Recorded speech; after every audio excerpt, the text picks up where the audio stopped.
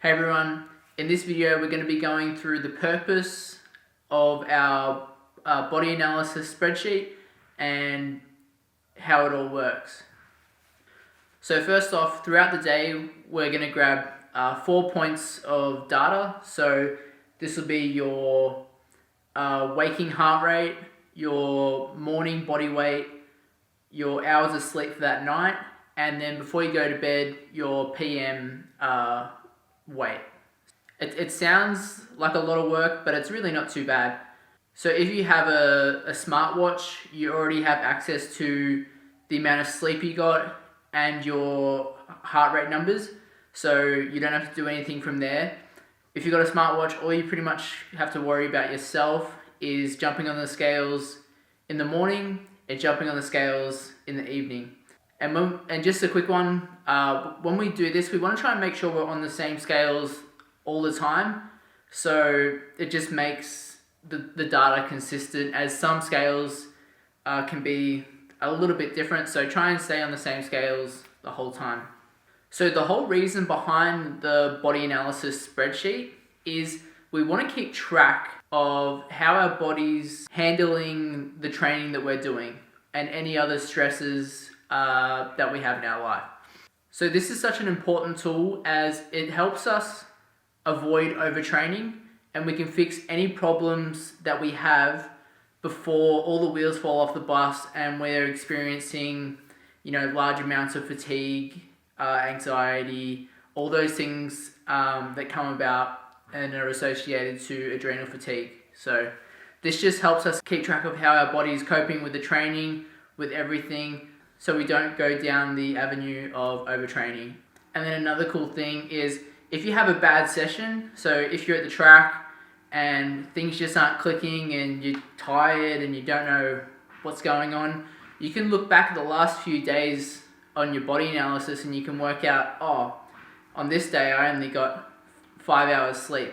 That might be why you're experiencing, this fatigue and all that sort of stuff. So it just helps know exactly what's going on. So now we're going to go through each of the 4 data points, so you know exactly the reason why you're capturing this data, so you're fully invested and you understand why we're doing this. So firstly, our morning heart rate.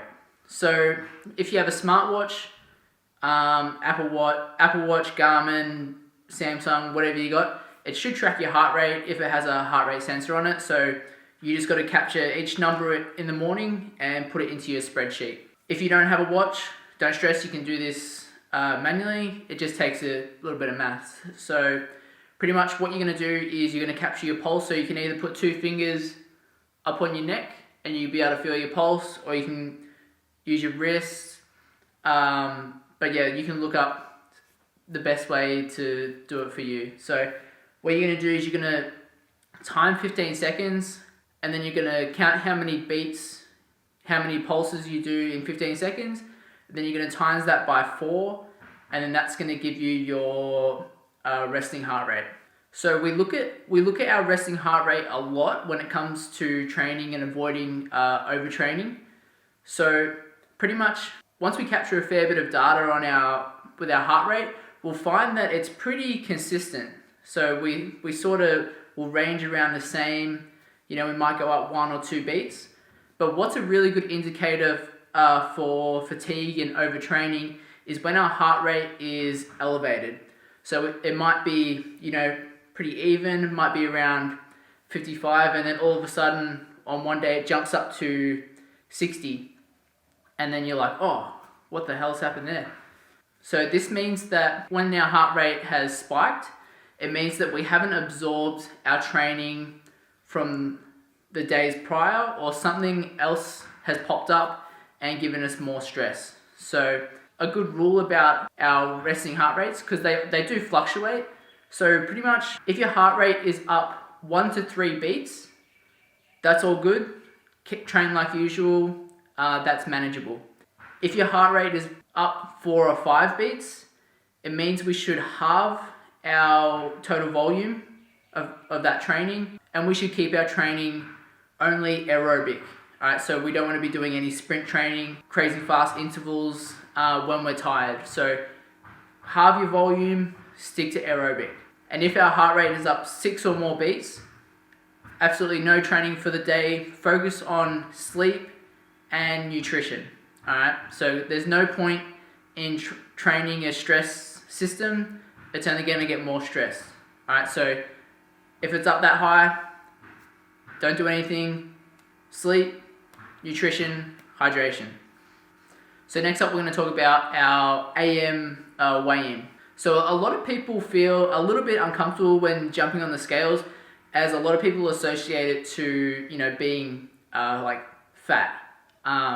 It's just the way people think, and it's all good. But the thing about being an athlete and jumping on the scales, we're not measuring body fat. If we wanted to measure body fat, we would get body fat measurement like calipers, and we would do that. All right, but your job as an athlete, jumping on the scales, we're not looking at body fat. We're just looking at our inflammation from the training days prior. All right, so when we train, our muscles, they become inflamed, so they swell a little bit, and then they hold a little bit more water. All right, so what that does is that makes us weigh a little bit more. So a sign of not absorbing our training is excessive inflammation in our muscles. All right, so if we're a little bit fatigued, we'll wake up maybe a kilo and a bit heavier than the days prior, so we know exactly what's going on. The next data point, we're just going to go through our sleep. All right, so everyone's probably heard this. Sleep is the most important part of recovering from training. Obviously, if we're not getting enough sleep, we're not recovering that well, which leads to excessive fatigue, and our performance just goes downhill. We want to try and maintain our sleep, and the body analysis spreadsheet is a perfect way of seeing how it's all going, really. So for measuring sleep, if you've got a smartwatch, pretty much most of them measure your sleep. So all you got to do is you just got to go to bed with your watch on, and it will track everything, and it will give you your number of sleep for the night. Then you just got to plug that in.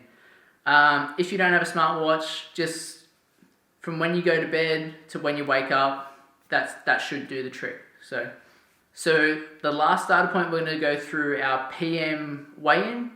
Again, this isn't about measuring body fat.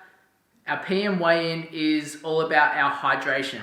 All right, so our AM weigh-in, that's all about inflammation in our muscles. Our PM weigh-in is our hydration.